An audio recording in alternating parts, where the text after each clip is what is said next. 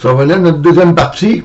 On va rentrer davantage dans le vif du sujet. Et c'est important qu'on puisse saisir l'importance, c'est quoi la vie de disciple. Et l'exemple que j'ai d'emblée, qui me vient à la tête comme ça, c'est l'obéissance d'Abraham. Abraham était âgé. Et je me rends compte, à l'âge que je suis rendu, je vais avoir 65 ans au mois de mai, qu'il y a bien des choses que je suis plus capable de faire ou que j'ai plus de difficultés à faire que quand j'étais plus jeune. Et ça doit été excessivement difficile pour une personne qui était beaucoup plus vieille que moi, quitter son port d'attache, quitter la ville de Ur et partir au loin. Après, comme moi, je partirais dans un autre pays à l'âge que je suis rendu. Je quittais ma famille, quittais ma fille, mon petit-fils, mes amis, puis recommencer à zéro dans un autre pays. À l'âge que je suis rendu, ça serait probablement plus difficile que si j'aurais été plus jeune. Malgré tout ça, Abraham, il a fait confiance à Dieu. On le retrouve d'ailleurs, permettez, je vais prendre ma Bible, dans l'Épître aux Hébreux, chapitre 11, verset 8. Épître aux Hébreux, chapitre 11, verset 8.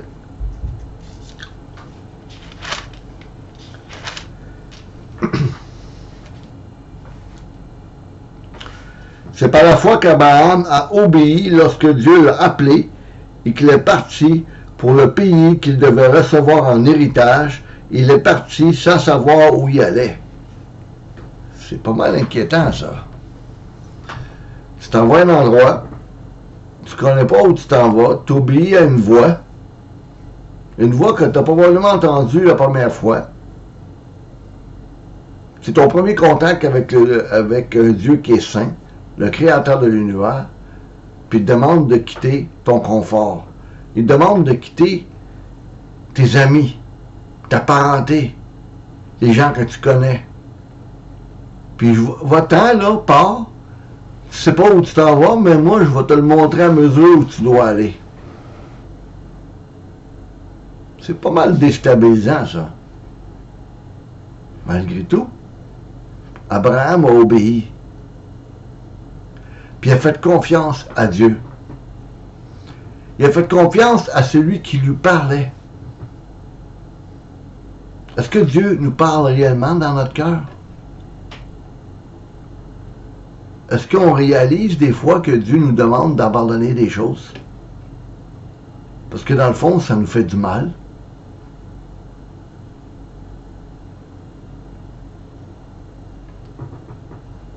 Abraham était convaincu que Dieu avait un plan pour lui. Il était convaincu qu'il pouvait lui donner une nouvelle patrie.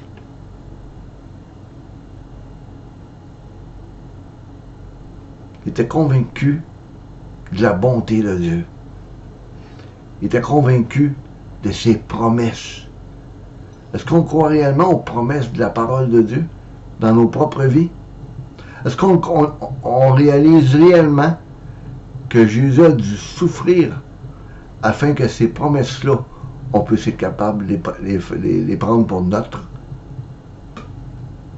Comme une promesse à notre égard. Et c'est à cause de ces promesses-là qu'Abraham est parti, puis qu'il a obéi. Il est parti pour l'inconnu. La vie chrétienne, c'est l'inconnu. On ne sait pas ce qui nous attend quand Jésus nous appelle. Moi, je ne savais pas quand j'étais plus jeune, quand je suis venu à l'Évangile, qu'un jour je serais ministre de culte et que j'enseignerais. Oui, je savais que j'avais reçu un don au niveau de la parole, mais ni plus ni moins. C'est tranquillement que Dieu m'a formé. Puis il dit, va, obéis. Vous avez tous reçu des dons. Chacun pour sa part, ceux qui sont réellement nés de nouveau. Obéissez aux dons que Dieu vous a donnés, puis marchez dans les traces de l'obéissance.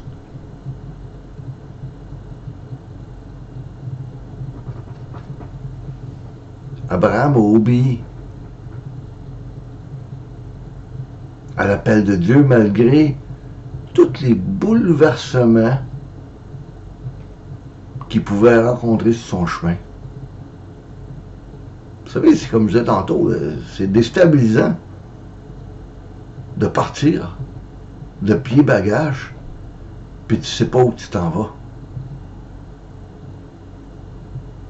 Vous savez, la véritable foi, la véritable obéissance du croyant, c'est qu'il place sa confiance en l'amour puis en la sagesse de Dieu. Comme quoi Dieu sait ce qu'il fait. Puis Dieu, il nous aime tendrement comme un père.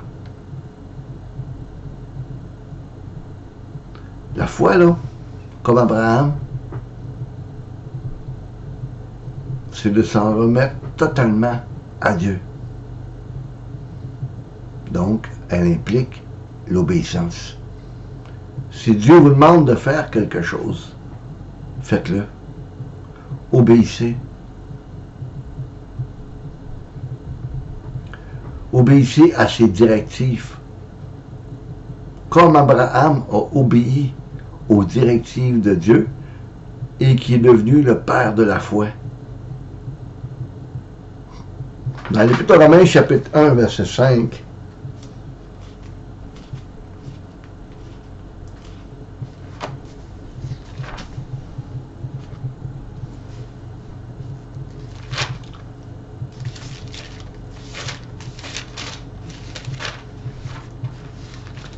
alors, les pages sont collées.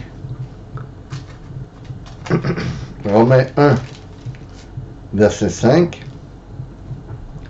C'est par lui que nous avons reçu la grâce d'exercer le ministère d'apôtre pour conduire en son nom des hommes de toutes les nations à l'obéissance de la foi. Si je crois réellement, je vais produire du fruit. Un exemple qui me vient d'emblée dans mon esprit, c'est moi je déciderais demain matin d'aller en Afrique, en Europe, ou peu importe partout, dans le monde. Je dois mettre ma confiance au pilote. Je dois mettre ma confiance dans la compagnie d'aviation, comme quoi ces avions sont fiables. Je peux dire à des amis que je crois que les avions, ça vole parce que je les vois voler au-dessus de ma tête dans ma région. Je peux même me rendre à l'aéroport Pierre-Elliott-Trudeau, qui est l'aéroport international dans mon pays, et dire oui, je crois, regarde, les avions, ça existe, on les voit décoller du tarmac. Je peux même dire à mes amis, je crois tellement qu'on va aller sur le tarmac, puis on va les toucher à l'avion. Tu vas voir que ça existe un avion. Mais si je ne suis pas prêt à m'engager, à acheter un billet, à m'asseoir dans l'avion, puis à faire confiance au pilote, je crois pas. Puis dans notre cas, nous, notre pilote, c'est Jésus-Christ, qui a promis de nous faire en sorte qu'on va se rendre l'autre côté, sous la rive de notre demeure éternelle, sain et sauf. Malgré toutes les turbulences. Vous savez, hein, quand j'ai fait quelques fois des voyages d'avion, surtout à l'intérieur de mon pays, et ça arrive souvent qu'il y a des turbulences. Mon frère en parlait quand il allait en Afrique. Les turbulences avant d'arriver au Cameroun, puis tout ça, des fois l'avion à brasse. En suivant Jésus, vous allez avoir des turbulences. Vous allez avoir des difficultés. Vous allez avoir à faire confiance au pilote qui sait quoi faire. Malgré toutes les embûches, toutes les difficultés de la vie.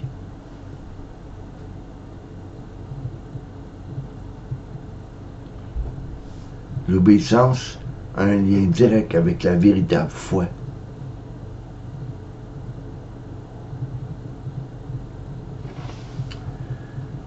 Et cette foi-là, si elle est véritable, elle va produire un fruit de la persévérance.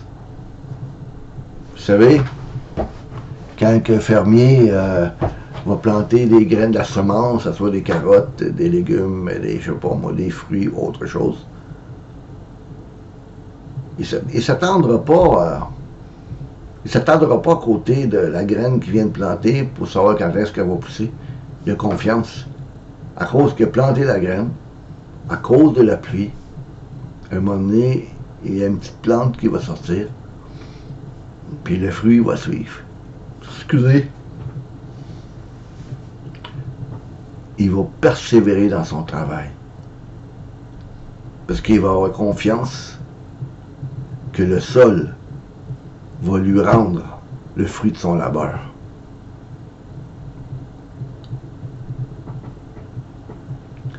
On va prendre l'exemple, encore une fois, d'Abraham puis de Sarah, qu'on retrouve dans Hébreux 11, de 11 à 12. Si vous voulez tourner avec moi.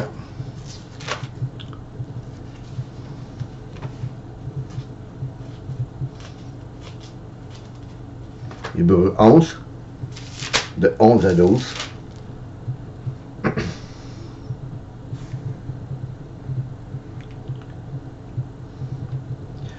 C'est aussi par la foi que Sarah elle-même a été rendue capable d'avoir une descendance, malgré son âge avancé. Elle a donné naissance à un enfant parce qu'elle a cru à la fidélité de celui qui avait fait la promesse. C'est pourquoi d'un seul homme, pourtant déjà marqué par la mort, est né d'une descendance aussi nombreuse que les étoiles du ciel, pareil au sable qui est au bord de la mer et que l'on peut compter. Il faut avoir la foi pour croire que Dieu peut intervenir quand on est rendu à un âge avancé et que notre femme est stérile, elle a 80 ans et plus. Ça prend réellement un miracle pour que Dieu intervienne et que l'épouse d'Abraham, Sarah, tombe enceinte. Puis malgré ça, cette persévérance-là, c'est que Abraham a persévéré. Il a persévéré dans l'attente de la réalisation de cette promesse. Comme je l'ai tantôt, malgré la stérilité, l'âge avancé de Sarah. Pourquoi? Parce qu'il regardait à la fidélité de Dieu. Dieu est fidèle, puis Dieu n'est pas un homme pour mentir, ni fils d'homme pour se repentir. Ce qu'il a dit, ne le fera-t-il pas? Dieu est fidèle pour accomplir ce qui doit être fait, qu'est-ce qu'il promet. Donc, tous les croyants, on est appelés à persévérer, en comptant sur la foi et la fidélité et la puissance de Dieu. C'est pourquoi que, si vous permettez 2 minutes,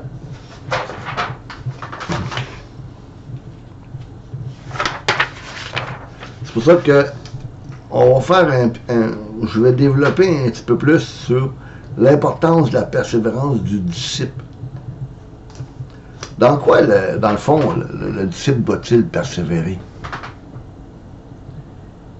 Premièrement, il doit persévérer dans la lecture de la parole de Dieu. Encore une fois, trop de croyants. Trop de gens qui se disent disciples de Jésus ne vont pas au pied du Maître pour pouvoir entendre sa parole.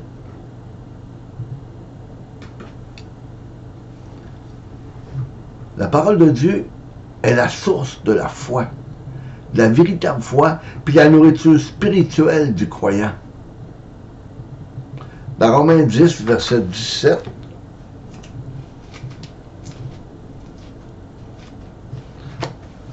permettez.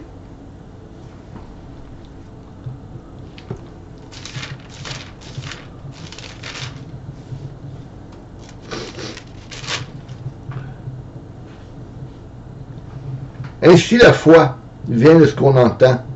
Et ce qu'on entend vient de la parole de Dieu. La foi vient de ce qu'on entend. Frères et sœurs, vous allez grandir dans la foi si vous apprenez à connaître votre Sauveur. Si vous apprenez à connaître sa parole, et vous n'allez pas être à tout vent de doctrine, puis à tout ce que les hommes, les hypocrites, les menteurs, les faux docteurs vont pouvoir vous dire.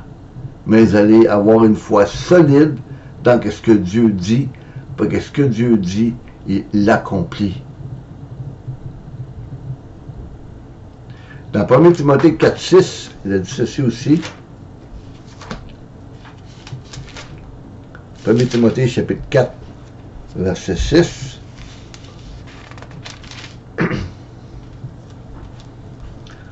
En exposant cela aux frères et sœurs, tu seras un bon serviteur de Jésus-Christ, nourri des paroles de la foi et du bon enseignement que tu as finalement suivi. Des paroles de la foi. Ce qu'on entend vient de la foi, vient de ce qu'on entend vient de la parole de Dieu. Des paroles de la foi. Ben regardez, arrêtez de manger demain matin. Une journée va passer, 2 jours, 3 jours. Peut-être que vous allez être capable de toffer une semaine. Mais si vous persistez dans ce désir de ne pas manger, ben vous allez mourir. Dieu nous appelle comme un nouveau-né à se nourrir de cette parole. Souvenez-vous des paroles de l'apôtre Pierre. Désirez comme des enfants nouveau-nés, de l'esprit spirituel et pur, afin que vous puissiez croître pour le salut.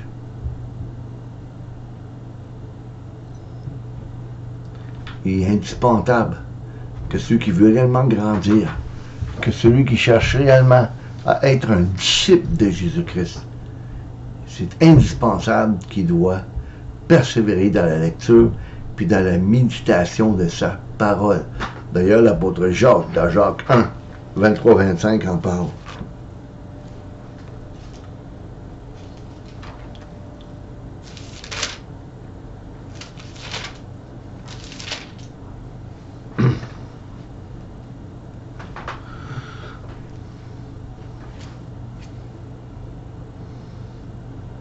Un petit peu, on va me retrouver un petit peu. Mettez en pratique la parole et ne vous comptez pas à l'écouter en vous trompant vous-même par de faux raisonnements. En effet, si quelqu'un écoute la parole et ne la met pas en pratique, il ressemble à un homme qui a regardé son visage naturel dans un miroir et qui, après s'être observé, s'en va et oublie aussitôt comment il était.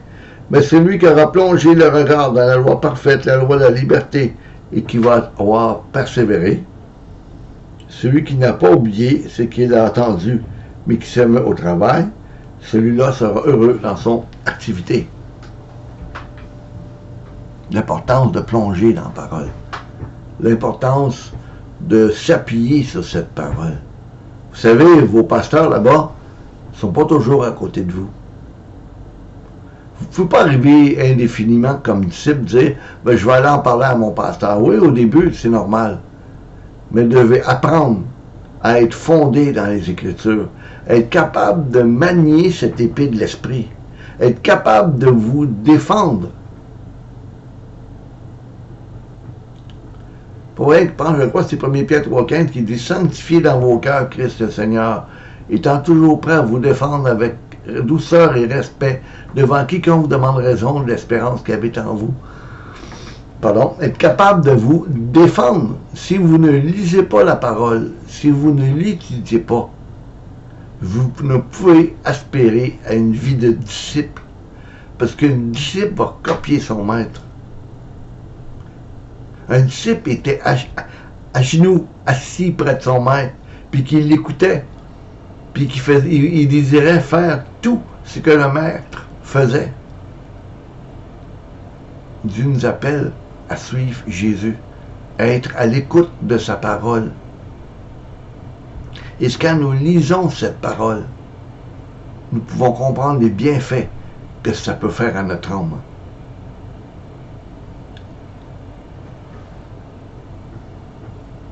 Comme notre corps physique a besoin de nourriture quotidiennement, notre âme a besoin justement de cet aliment spirituel. C'est fondamental.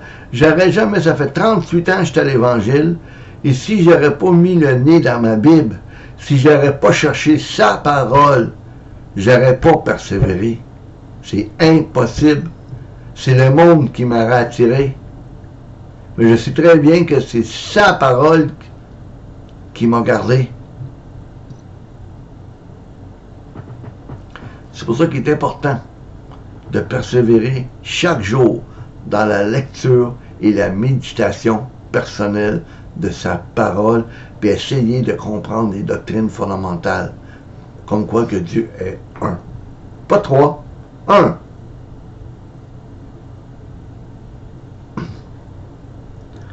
On doit apprendre aussi, le point, concernant la persévérance, persévérer dans l'enseignement des apôtres.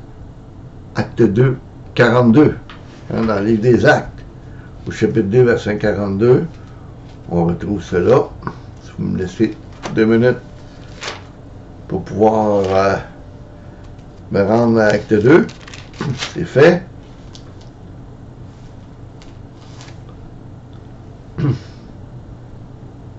Ils persévéraient dans l'enseignement des apôtres, dans leur communion fraternelle, dans la fraction du pain et dans les prières. Donc, écoutez l'Évangile, de se réunir en groupe, puis d'entendre la parole, c'est fondamental si on veut grandir, pour parvenir à une foi qui est mature. C'est important d'être abreuvé de cette parole, de cette nourriture spirituelle. Jésus, d'ailleurs, elle en avait pris conscience. Il dit, j'ai une nourriture à manger que vous ne connaissez pas. Puis cette nourriture-là, c'est quoi? Ben, c'est de faire la volonté de mon Père. Si on ne connaît pas sa parole, on ne peut pas connaître sa volonté. Puis on connaît sa parole dans l'enseignement des apôtres, dans sa parole elle-même, puis aussi en écoutant des enseignements, tout en ayant en perspective d'être de bons disciples de Béry, pour scruter ce qu'on va nous dire, si c'est réellement exact, ou celui qui est en avant de nous, c'est pas un faux berger.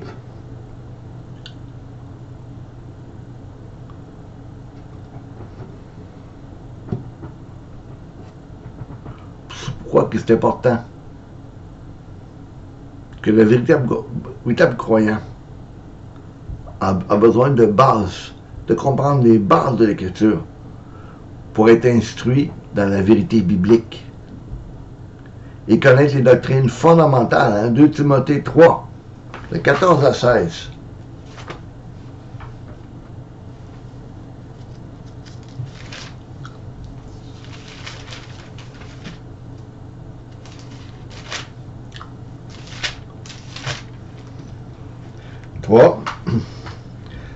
Quand toi, tiens ferme dans ce que tu as appris, reconnu comme certain, sachant de qui tu l'as appris.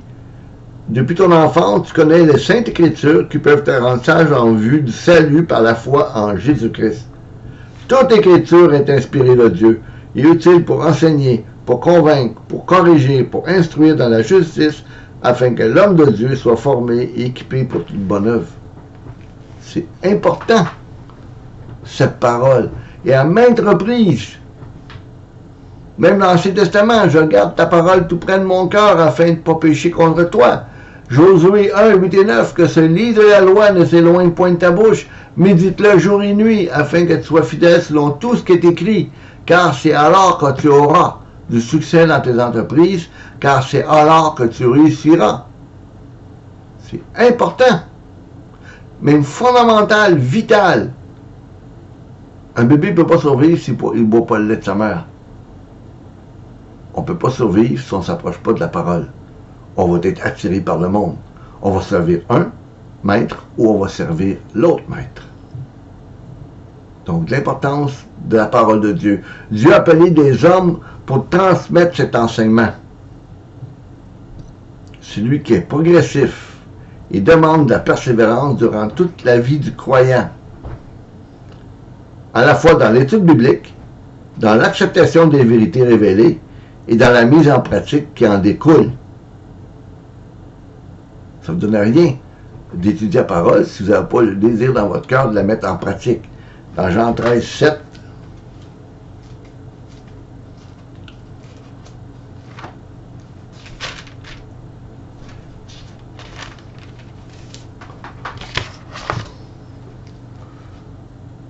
il dit ceci. Jésus lui répondit, ce que je fais, tu ne le sais pas maintenant, mais tu le comprendras par la suite. Excusez, Jean 13, 17. J'étais en mauvaise place, j'avais mal vu. Si vous savez cela, vous êtes heureux, pour vous que vous le mettiez en pratique. Si vous savez que Jésus est mort pour vos péchés et que vous devez vous détourner de vos mauvaises voies, c'est pas une foi intellectuelle là, que Dieu demande. C'est que vous vous détournez réellement et que vous marchez sur le chemin étroit. Dieu veut une vie pratique et veut des fruits dans votre vie. On va arrêter ici pour cette première section. On va continuer dans la persévérance, dans la prière.